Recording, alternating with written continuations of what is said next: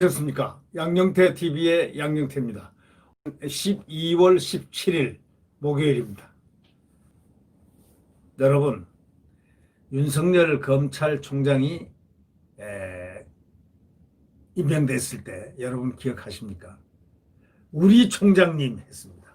우리 총장님, 우리 윤 총장님은 이렇게 얘기했습니다. 우리들 비리가 조금이라도 있으면 우리 편에 우리 쪽에 비리가 조금 있으면 엄히 다스리라고 또 얘기까지 했습니다. 그런 대통령이 결국 추미애가 행동대장으로서 일을 벌였던 소위 불법한 이 징계위원회 구성부터 결론까지 전부 불법한 불법으로 얼룩진 바로 이 징계했던 결과를 대통령이 제거를 했습니다. 대통령은 그 제거하는 순간, 불법을 제거하는 순간 공범의 영역에 들어왔다고 언론은 지적하고 있습니다. 이제는 피할 수 없는 추윤 전쟁은 사라졌습니다. 이제는 문윤 전쟁이 프레임이 잡혔습니다. 이제는 피할 수 없는 싸움이 될 수밖에 없습니다. 결국 문 대통령은 윤 총장을 내쳤고 윤 총장은 불법하게 내쳐진 이 모든 것을 국민의 정의와 법조인들의 정의와 또 그 많은 관계, 헌법, 모든 관련된 부서의 어떤 그 인력들의 윤 총장 손들어주기로 인해서 결국은 정권 대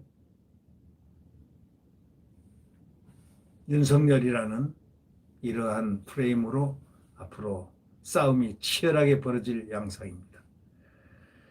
초유의 검찰총장 징계, 또 대통령이 선택한 바로 이게 대통령의 운명입니다. 대통령의 운명이란 책을 만들어내서 상당히 그 파문을 일으켰지만 결국 이 문재인 대통령 또한 스스로의 운명을 만들어냈습니다. 자기가 임명한 윤석열 검찰총장. 윤석열 검찰총장은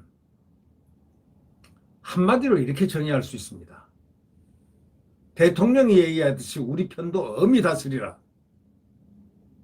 위반할 경우에는 비리를 할 경우에는 엄히 다스리라 한과 마찬가지로 윤석열 검찰총장은 법과 원칙에 따라서 국민을 바라보고 간다라는 것이 그의 시그널입니다. 그는 그렇게 원칙대로 수사를 했을 뿐인데 결국은 청와대를 겨냥했다는 그런 이유 때문에 또 이 정권의 산 권력을 수사한다는 그런 이유 때문에 결국은 어제의 결과를 가져왔습니다. 대통령이 추미애가 제청한 그 윤석열 검찰총장 2개월 정직 처분을 제거하면서 이렇게 얘기했습니다. 검찰총장 징계라는 초유의 사태에 이르게 된 데 대해 임명권자로서 무겁게 받아들인다. 당연히 무겁게 받아들여야죠. 무겁게 받아들일 정도가 아니죠. 이거는 거부했어야 되는 겁니다. 징계 사유를 정직 안 돼. 그대로 가자. 이렇게 했어야 되는 겁니다. 이걸 갖다가 또 국민들께 매우 송구하다고 했습니다. 송구하다는 것은 잘못이라는 것이 전제로 깔렸을 때 송구하다고 합니다. 소위 guilt feeling, 죄의식이 내 마음속에 있을 때 죄송하다, 송구하다가 나오는 것이 그 일반론입니다. 안 그렇다면 국민들께 송구하다고 나올 이유가 없습니다. 그러면서도 문 대통령은 검찰이 바로 서는 계기가 되길 바란다. 이렇게 얘기했습니다. 그럼 여태까지 검찰이 바로 안 섰다는 얘기입니까? 그럼 대통령이 왜 가만히 계셨습니까? 검찰이 바로 서는 계기가 되길 바란다고 그렇게 얘기를 했다면 지금 여태까지 그럼 검찰이 바로 안 섰다면 바로 안 섰을 때를 지적하고 임명권자를 바꾸고 또 임명을 바꾸고 소위 그 피임명권자 윤석열을 바꾸고 이렇게 했어야 되는 거 아닙니까? 또 법무부 장관의 책임을 묻고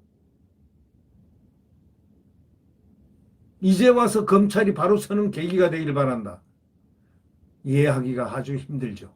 추미애 윤석열 갈등과 이에 따른 윤 총장 징계에 대한 임명권자로서 송구하다고 하면서도 윤 총장 징계가 불가피했다는 뜻 아닙니까?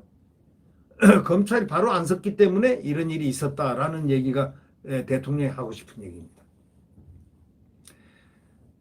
지금 솔직히 얘기해서 대통령이 검찰개혁, 검찰개혁, 검찰개혁, 또 이 정권이 다 검찰개혁을 외쳤지만 검찰개혁이 구체적으로 어떤 걸 얘기하는 겁니까? 검찰개혁이 무엇을 어떻게 하는 겁니까? 권력이 너무 비대했다고요? 그런데 왜 공수처 완전히 비대된 비속권과 수사권을 가진 그 권력을 위에다가 대통령 직속에다 대통령 여기 아무 소속이 없습니다. 그러니까 대통령 직속이죠. 대통령 거기에다가 붙여놨습니까? 그런 권력을. 그 무소불위 권력을 왜 만들어놨습니까? 그러니까 말이 안 되는 거죠. 검찰개혁은요. 가장 중요한 게 정치적으로 중립돼 있으며 수사도 독립적으로 수사하는 바로 그것입니다. 국민을 위한 국민 눈높이로 법과 원칙에 따라서 수사하는 것. 이미 윤석열 총장이 그것을 이뤄놨습니다. 그런 검찰을 지금 완전히 추미애가 모함을 해가지고 모함징계위원회까지 만들어서 두드려 패고 온갖 것을 다 하다가 안 되니까 나중에 모함징계위원회 만들어가지고 했습니다. 자, 기분이 어떻습니까? 검찰이 바로 서는 계기가 되길 바란다는 그 대통령의 말은 그래서 모순이라는 겁니다. 문 대통령은 검찰총장 징계를 둘러싼 혼란을 일단락짓고 그 말은 좋죠. 혼란을 일단락짓고 법무부와 검찰의 새로운 출발을 기대한다. 새로운 출발이라니요? 그러면 검찰총장 징계를 일단락짓고 그럼 총장 나가라, 총장만 당하라 이런 얘기입니까? 불법한 일에 당하는 걸 갖다 대통령이 그걸 요구하는 것입니까? 지금 징계위원회가 합법적으로 징계위원회가 이루어졌다고 생각하십니까? 그렇다면은 견해가 국민들하고 너무 다른 대통령의 생각입니다. 대통령의 생각은 그럴진데 국민들의 생각은 이렇습니다. 절차도 투명하지 못했고 공정하지 못했다. 그리고 징계 요건 자체가 사유가 안 됐다. 이해가 납득이 안 되는 사유다. 그렇다면 불법 징계인데 불법 징계로 사상 초유의 검찰총장 소위 징계를 갖다가 2개월 정직을 했다. 2개월은 다시 말하자면 사형 선고나 다름이 없는 건데 이것을 내렸다. 네, 이 징계는 불법 징계다. 모함 징계다. 이것을 대통령이 받아들이는 겁니까? 문 대통령은 1년 5개월 전에 이렇게 얘기했습니다. 우리 총장님, 지난 7월 25일인가 그렇습니다.